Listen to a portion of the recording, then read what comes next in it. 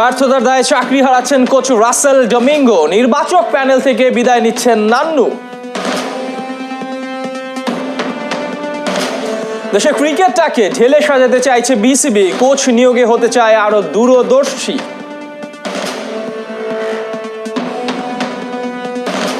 সাইফুদ্দিনের পর বাংলা টাইগার্স আফ্রিদিকে পাচ্ছে না, দলটার কর্ণধার মনোবল হারাচ্ছে না।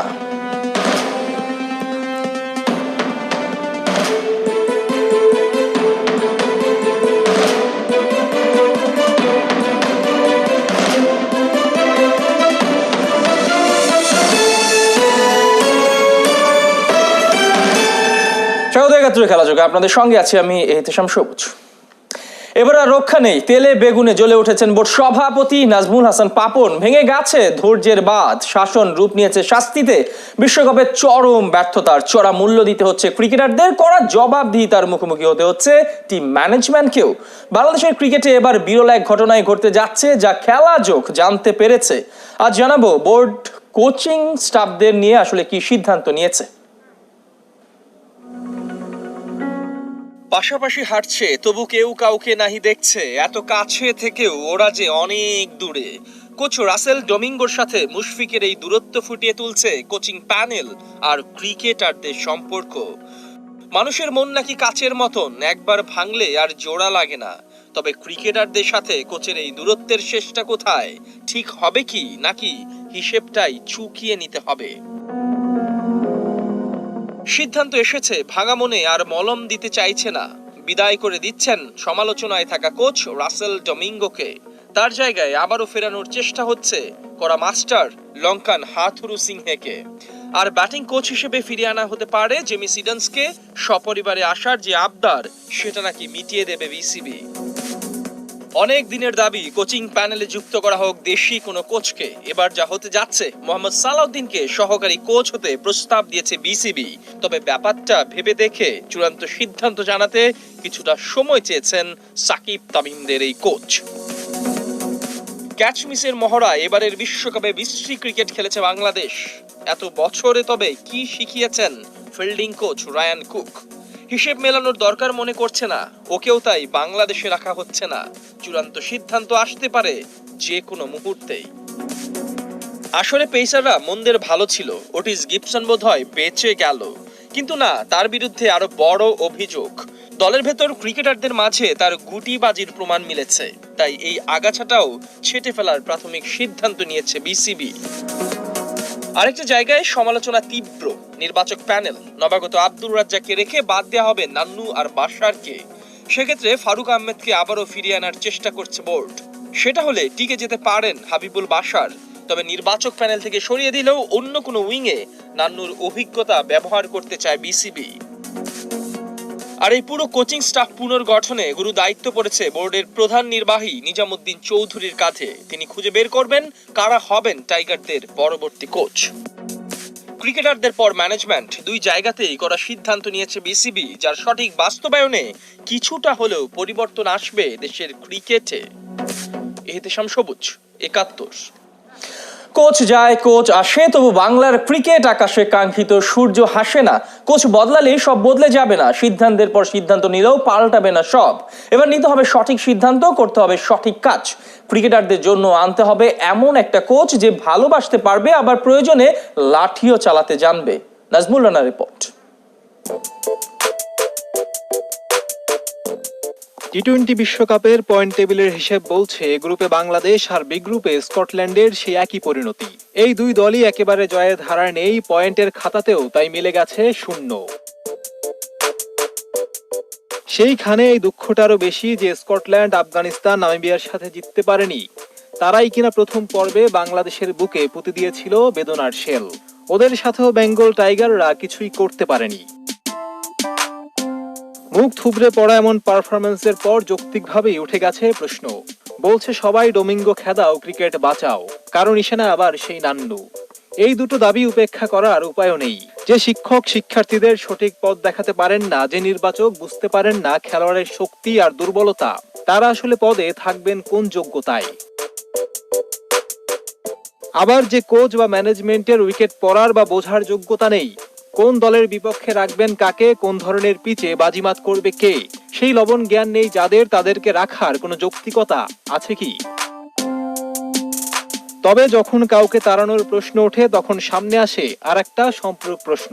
অযোগ্যদের হটিয়ে এবার আসল যোগ্যতায় বলিয়ান এমন কাকে পদে বসাবে বিসিবি? সে এসে পারবে তো জাদুর কাঠির ছোঁয়ায় মুষড়ে পড়া ক্রিকেট টিমটাকে জাগিয়ে তুলতে? তাই এবার সব সিদ্ধান্ত নিতে হবে ভেবেচিন্তে, আগাতে হবে আঙুলের কর গুণে। বেশি তাড়াহুড়ো করতে গেলে আবার থেকে যাবে গোড়ায় গলদ, উল্টে যেতে পারে সাধের কলস। এটাও রাখতে হবে মাথায়, সবসময় চিরে ভিজবে না মিষ্টি কথায়। কোচিং স্টাফ থেকে শুরু করে যাকেই আনা হোক তাতে যেন নেওয়া হয় ক্রিকেটারদের মতামত। কারণ শিখবেন যারা, তারাই যদি শিক্ষককে মন থেকে মানতে না পারেন, কথায় কথায় ধরে বসেন গো, তবে তো হবে না কাজের কাজটা। আবার কারিগরি টাকা নিয়ে যিনি হেড কোচের পদে বসবেন তারও থাকতে হবে ক্রিকেটারদের মন আর মুখের ভাষা পড়ার যোগ্যতা। সময় মতো ভালোবাসবেন আর শিক্ষার প্রয়োজনে লাঠিটাও চালাতে পারবেন। গোয়ার তুমিতে আর যাই হোক, আদতে কোনো কাজ হয় না।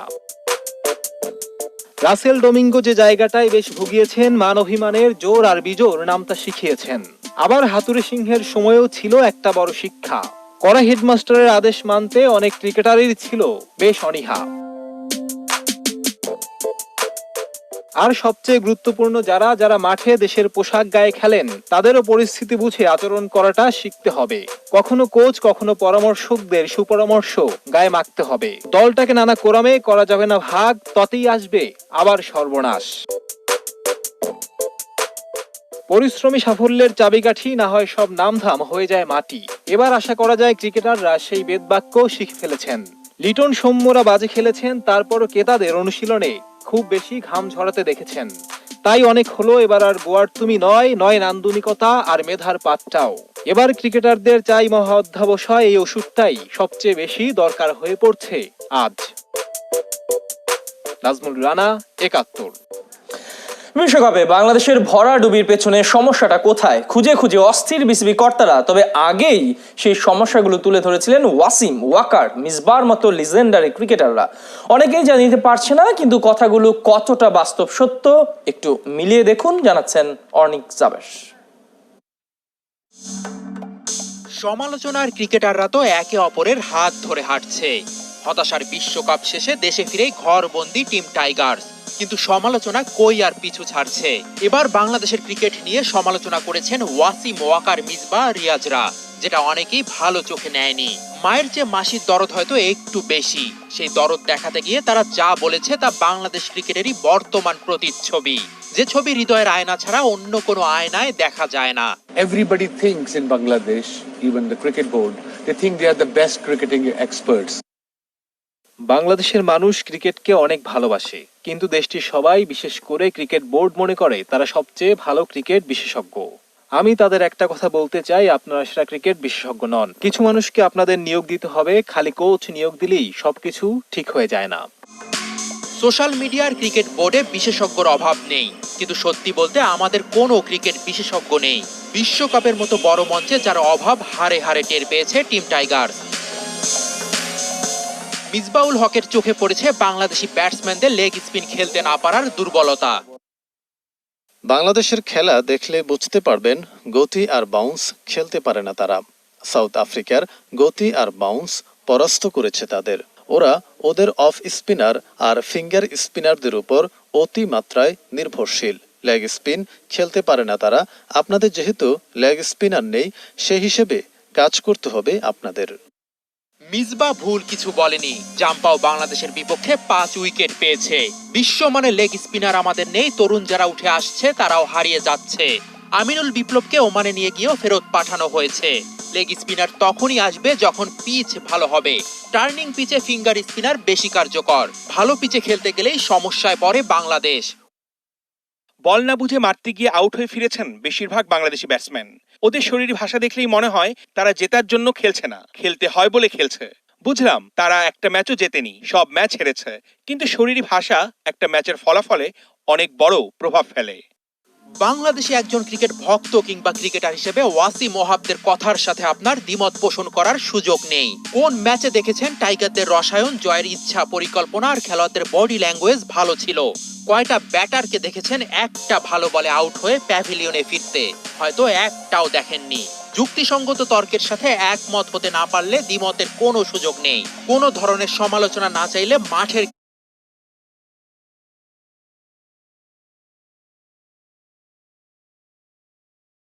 ক্রিকেট দিয়েই সমালোচনার জবাব দিতে হবে।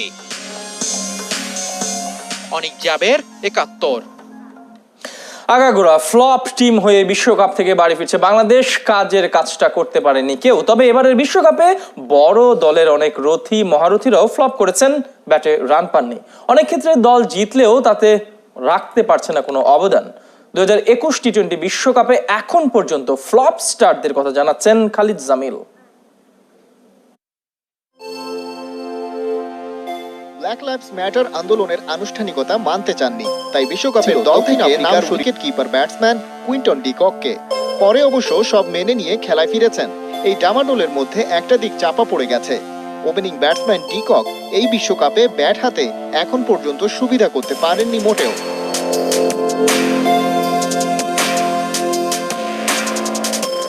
শনিবার ইংল্যান্ডের বিপক্ষে বিগ ম্যাচটার আগের পরিসংখ্যান বলছে 3 ইনিংসে ব্যাট করে মাত্র 11 গড়ে রান তুলতে পেরেছেন। স্ট্রাইক রেটটাও টি-20 ফরম্যাটের সাথে যায় না।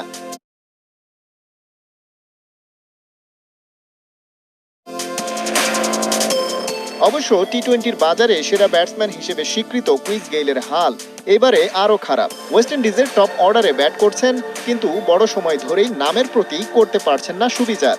অস্ট্রেলিয়ার বিপক্ষে শনিবারের ম্যাচটার আগে গড়ে মোটে 7.5 রান করেই সাজঘরের পথ ধরেছেন ক্রিস গেইল।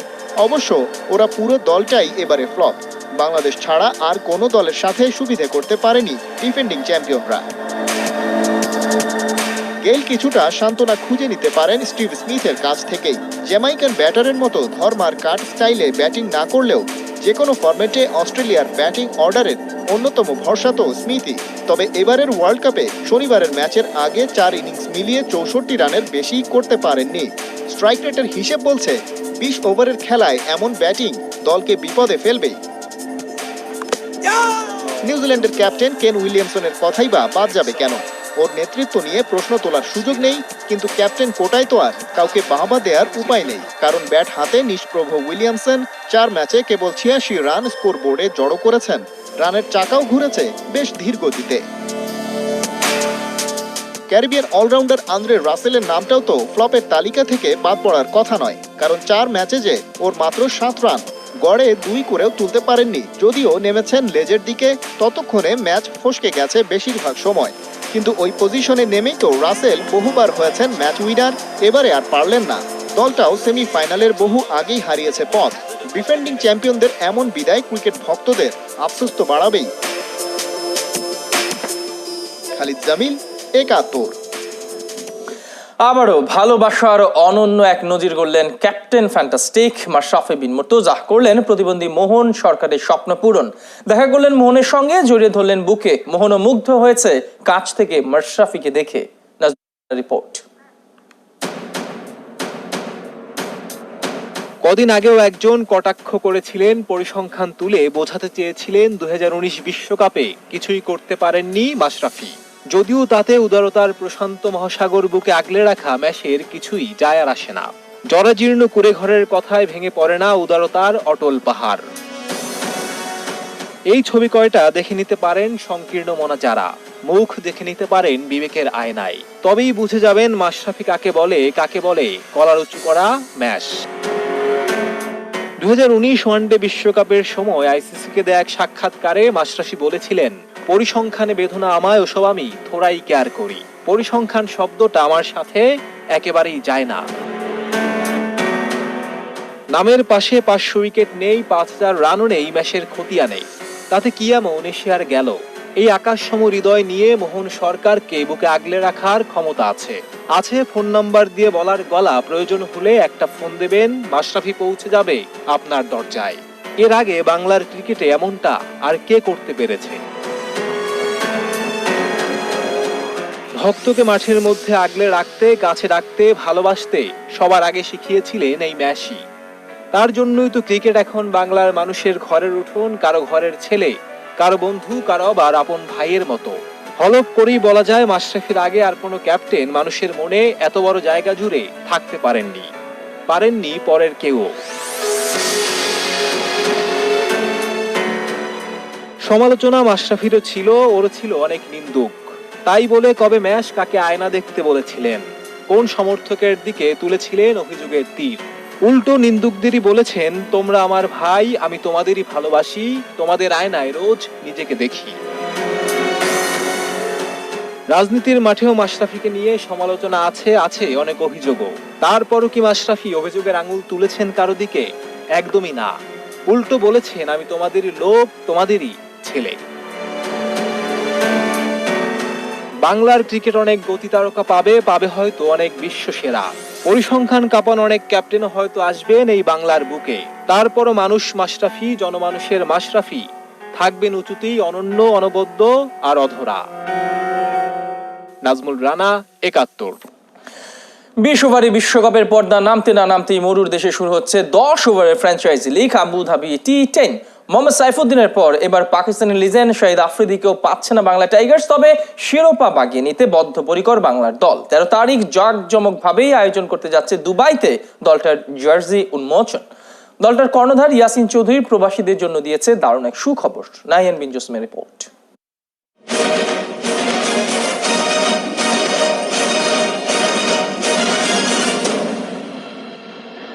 মরুর বুকে এক বুক হতাশা নিয়ে অবশেষে দেশে ফিরে গেছে টাইগাররা। তবে আর কিছুদিন পরেই এই আরব সাগরের পারে আরও একটা বাংলাদেশের দল মাঠে নামছে, বাংলা টাইগার্স আবুধাবি T10 লিগে। বাংলাদেশ প্রত্যাশা মেটাতে পারেনি, প্রবাসীরা যথেষ্ট হতাশ। কি মনে হচ্ছে, প্রবাসীদের প্রত্যাশা কি এই দলটা মেটাতে পারবে আপনার দল? ধন্যবাদ আপনাকে। বেসিক্যালি বাংলাদেশের পারফরমেন্স অবশ্যই হতাশাজনক ছিল, তবে আমি মনে করি Bangladesh will come back again with the full force. বাংলাদেশের খেলা তো গেল, এখন বাংলা টাইগার্সের খেলা শুরু হচ্ছে। তো বাংলা টাইগার্স আশা করি হতাশ করবে না আমাদের ফ্যান ফলোয়ার যারা আছেন তাদেরকে, তারা অবশ্যই ভালো করবে।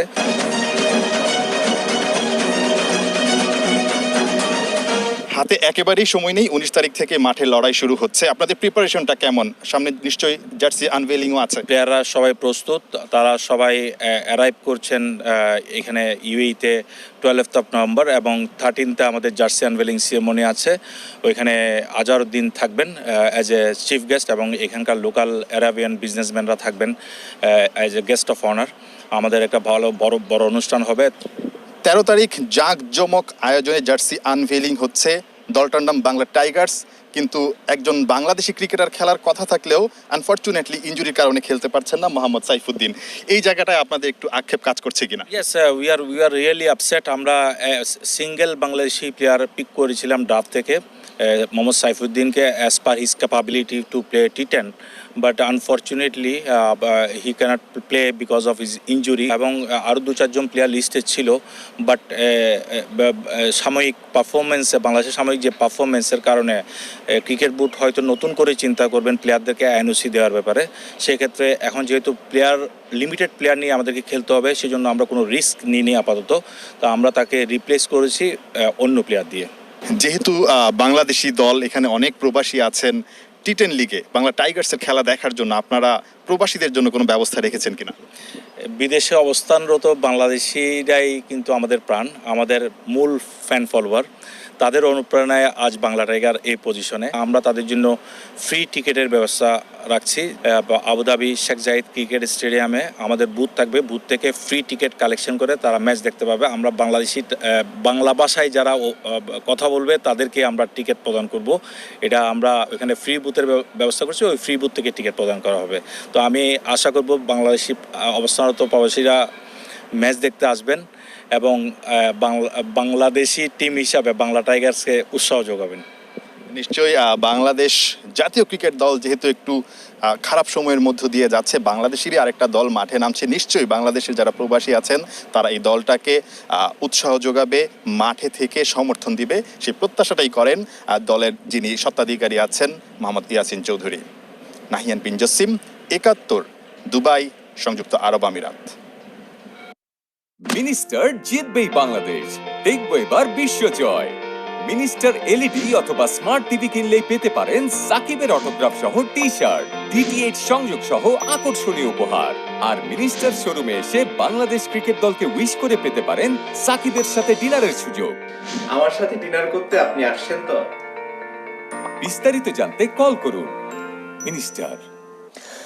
চার জাতীয় ফুটবল টুর্নামেন্টকে সামনে রেখে শ্রীলঙ্কায় প্রথমবারের মতো অনুশীলন করেছে জাতীয় দল। সাইফ স্পোর্টিং ক্লাবের কোচ হিসেবে আগামী মৌসুমের জন্য চুক্তি করা হয়েছে আর্জেন্টিনার দিয়াগো আন্দ্রেস ক্রুসিয়ানির সাথে। 13ই নভেম্বর থেকে শুরু হতে যাওয়া এশিয়ান আর্চারি চ্যাম্পিয়নশিপের লোগো উন্মোচন করা হয়েছে। আজ থেকে শুরু প্রথম বিভাগ কাবাডি লীগ। খেলাধুলার সব খবর জানাচ্ছেন অর্ণব পাপি। শ্রীলঙ্কায় জাতীয় ফুটবল দল সকালটা কেটেছে জিম আর সুইমিং করে। সাফের ব্যর্থতা ভুলে নতুন উদ্দীপনা নিয়ে ওরা শুরু করতে চায় চার জাতি টুর্নামেন্ট। প্রস্তুতিতে কমতি রয়েই গেছে। শনিবারই প্রথমবার গোটা দল একসাথে অনুশীলন করতে পেরেছে। দলে নেই মালদ্বীপে সাফে খেলা বেশ কয়েকজন নির্ভরযোগ্য ফুটবলার। এই টুর্নামেন্টের জন্যই জাতীয় ফুটবল দলের দায়িত্ব তুলে দেওয়া হয়েছে মারিও লেমোসের হাতে। নতুন কোচের অধীনে নিজেদের মানিয়ে নেওয়ার চেষ্টা চলছে এখনো। নতুন কোচের আন্ডারে আমরা 7 জনের ট্রেনিং করছি। সো আমরা এখন চাচ্ছি যতটুকু সম্ভব মানিয়ে নিতে দলের সাথে। প্লাস সাফে আমরা চেষ্টা করছি, আমরা পারি নাই। সো এবার আমরা চেষ্টা করবো এই টুর্নামেন্টে যেন আমরা ট্রফি নিয়ে ঘরে ফিরতে পারি। বাংলাদেশ জাতীয় ফুটবল দলের সাবেক আর্জেন্টাইন কোচ দিয়েগো আন্দ্রেস ক্রুসিয়ানি ঢাকায় এসেছেন শনিবার ভোরে। তবে জাতীয় দলের নয়, এবার তিনি দায়িত্ব পালন করবেন বাংলাদেশ প্রিমিয়ার লিগের ক্লাব সাইফ স্পোর্টিং এ। আগামী মৌসুমের জন্য অনেক যাচাই বাছাই করেই তাকে চূড়ান্ত করা হয়েছে। ক্রুসিয়ানির সাথে 1 বছরের জন্য চুক্তি করেছে Saif sporting club. Best person যে যার সম্পর্কে বাংলাদেশে কোচিং করিয়েছে, সাফল্য মোটামুটি ভালো। তো সব মিলে এটা একটা মানে কার্যকর আর কি একটা মানে ভূমিকা পালন করবে। Bangladesh again, and when I started talking with Saif, I was very glad, very happy, and I am very grateful with the club because they trust me. 14ই নভেম্বর থেকে শুরু হচ্ছে এশিয়ান আর্চারি চ্যাম্পিয়নশিপ। আয়োজক বাংলাদেশ। অংশ নিচ্ছে 17টা দেশের 131 জন তীরন্দাজ। এই টুর্নামেন্টের লোগো উন্মোচন করা হয় শনিবার। রিকার্ভ কম্পাউন্ড 2 ইভেন্টের তীর-ধনুকের লড়াই হবে ঢাকার আর্মি স্টেডিয়ামে। বাংলাদেশ থেকে এতে রোমান সানা, দিয়া সিদ্দিকী সহ 15 জন আর্চার অংশ নেবেন। কাবাডির পাইপলাইন মজবুত করতে নিয়মিত আয়োজন করা প্রয়োজন সব ধরনের লিগ। সেই ধারাবাহিকতায় এবার শুরু প্রথম বিভাগ লিগ। উদ্বোধনী ম্যাচে মিলন স্মৃতি সংঘকে 62-24 পয়েন্টে হারিয়েছে ডিএমপি ক্লাব। অর্ণব পাপি, 71। এই ছিল এখনকার খেলা যুগে। সরাসরি সংবাদ আর অনুষ্ঠান দেখতে থাকুন 71 ফেসবুক পেজ আর সাবস্ক্রাইব করুন 71 ইউটিউব চ্যানেলে। প্রতি মুহূর্তে আমরা জানাচ্ছি করোনার সর্বশেষ। ভয় নয়, সচেতনতাই জয়।